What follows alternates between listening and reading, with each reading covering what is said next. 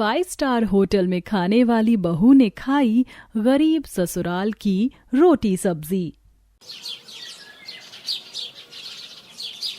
Happy birthday to you, happy birthday to you, happy birthday dear Alisha, happy birthday to you. ये लो अलीशा, अपने birthday का cake cut करो। इतना प्यारा केक, तुम लोग इतना प्यारा केक कहाँ से लेकर आए? माना कि हम तेरे 5 स्टार होटल में आए हैं, लेकिन हमने ये खुद ही बनाया है तेरे लिए। आखिर तू हमारी सबसे बेस्ट फ्रेंड है। अलीशा अपने बर्थडे का केक कट करती है, जिसके बाद वह 5 स्टार होटल में अपनी सभी सहेलियों के लिए उनकी पसंद की डिशेस मंगवाती है। काश हम भी तेरी तरह अमीर होते और रोजाना 5 स्टार होटल का खाना खाते। यार अलीशा, तेरी जिंदगी भी क्या जिंदगी है। अरे कौन सी बड़ी बात है, तुम्हारा जब मन करे तुम मुझे बता दिया करो, मैं तुम्हें यहाँ खाना खिलाने ले आया करूंगी। और मुझे जाना होगा, मेरे घर पर मेरे मम्मी पापा इंतजार कर रहे होंगे। चलो तुम अपना ये खाना फिनिश कर लेना, मैं बिल पे करके चली जाती हूँ। अलीशा अपने डेबिट कार्ड से 5 स्टार होटल के अंदर बिल पे करती है और पार्किंग में अपनी कार निकालने पहुंच जाती है, जहां उसकी बगल में एक लड़का अपनी कार लेकर निकल रहा होता है। Oh my God, Lamborghini! मैं पहली बार यहाँ पर लैम्बोर्गिनी देख रही हूँ। उस कार के अंदर एक अमन नाम का लड़का होता है, जो कि बहुत सुंदर और स्मार्ट होता है। अलीशा उसे देखती ही रह जाती है। तभी अपनी कार में बैठे हुए अलीशा उस लड़के को आवाज लगाकर कहती है, अरे सुनो जरा, तुम्हारी लैम्बोर्गिनी कार तो बहुत सुंदर है, क्या मैं आज थोड़ी देर के लिए उसे ड्राइव कर सकती हूँ? एक्चुअली आज मेरा बर्थडे है और मेरा कई समय से ये वाली कार खरीदने का मन था, लेकिन मैं अभी ले नहीं पाई हूँ। जैसे ही अमन उसकी सुनता है, उसे बहुत खुशी मिलती है। वो अलीशा से कहता है, हाँ क्यों नहीं, चलो आओ, मैं तुम्हें एक ड्राइव करवा कर लाता हूँ। अमन अलीशा को लैम्बोर्गिनी कार में बिठाता है और उसे एक अच्छी सी ड्राइव करवा कर वापस वहीं पर ले आता है। हैप्पी बर्थडे, कैसी लगी तुम्हें ये छोटी सी ड्राइव? बहुत अच्छी थी, और इतने हैंडसम लड़के के साथ ड्राइविंग पर जाना तो बहुत अच्छा लगता है। अलीशा खुशी खुशी अपनी कार में बैठती है और अपने घर के लिए निकल जाती है। घर पर जाकर वह अपने अमीर परिवार में सबके साथ बर्थडे सेलिब्रेट करती है। अगले दिन फिर से वह अपनी कुछ अमीर दोस्तों को पार्टी देने के लिए इस 5 स्टार रेस्टोरेंट में ले आती है। अरे अलीशा, इस पार्टी के लिए बहुत बहुत शुक्रिया। 5 स्टार होटल का खाना तो कमाल का ही होता है। ये तो है, अब मैं इतनी अमीर तो हूँ, मैं क्यों अपने घर का खाना खाऊं? पिताजी का इतना पैसा खर्च करने के लिए 5 स्टार होटल ही काफी है। रोजाना 50,000 का बिल तो बन ही जाता है।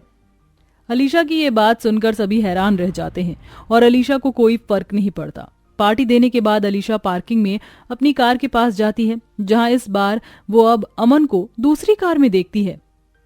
ओह माय गॉड, कल तो ये लड़का लैम्बोर्गिनी में था और आज देखो जैगुआर में है। ये लड़का इतना अमीर है, मैंने तो सोचा ही नहीं था। अलीशा फिर से अमन को हाय हेलो करती है। अमन भी उसे हाय हेलो करता है और फिर दोनों की बातें होती हैं। इस बार भी अलीशा अमन के साथ एक छोटी सी ड्राइव पर जाती है। ऐसे ही अब रोजाना चलता है। अलीशा 5 स्टार होटल में खाना खाने आती है और फिर जब पार्किंग में जाती है तो उसे इस समय पर अमन मिल जाता है। वह भी हर रोज अलग कार में इतने अमीर लड़के को देखकर अलीशा उससे प्यार करने लगती है। एक दिन वह उसे प्रपोज करते हुए कहती है, अमन, मैं तुमसे बहुत प्यार करती हूँ, तुमसे शादी करना चाहती हूँ, क्या तुम मुझसे शादी करोगे? मैं भी तुमसे बहुत प्यार करता हूँ, लेकिन मेरी बात सुनो। दरअसल बात यह है कि अगर तुम मुझसे प्यार करते हो तो लेकिन छोड़ो, आज ही मेरे पिता से बात करने मेरे घर चलो। अलीशा उसे अपने घर ले जाती है और अपने पिता से शादी की बात करवा लेती है। अलीशा ने पहले ही अपने पिता को अमन के बारे में, उसकी महंगी महंगी गाड़ियों के बारे में बता दिया था। अमन भी शादी के लिए तैयार हो जाता है, लेकिन अलीशा को कहाँ सब्र था। वो शादी करने के लिए उसी दिन के साथ कोर्ट मैरिज कर लेती है। ऐसे शुभ काम में देरी कैसी करनी, ये सब तो फॉर्मेलिटी ही होती है। लोगों को बुलाना, शादी में इनवाइट करना, ये सब मुझे नहीं करना था, इसलिए हमारे लिए कोर्ट मैरिज ही ठीक है। जैसा तुम्हें ठीक लगे। चलो अब मेरे घर चलते हैं, मुझे अपनी माँ पिताजी से भी तुम्हें मिलवाना है। अमन अलीशा को अपने घर लेकर आता है। अलीशा जैसे ही अमन का घर देखती है, वह हैरान रह जाती है। अरे, ये क्या, तुम यहाँ पर रहते हो? हाँ, मैं यहीं पर रहता हूँ। आओ तुम्हें अपनी माँ से मिलवाता हूँ। अमन एक बहुत गरीब परिवार से था, जैसे ही वह घर के अंदर अलीशा को लेकर आता है, घर की हालत देखकर अलीशा हैरान हो जाती है। तभी अमन की बुरी माँ उर्मिला अलीशा को देखकर बहुत खुश होती है।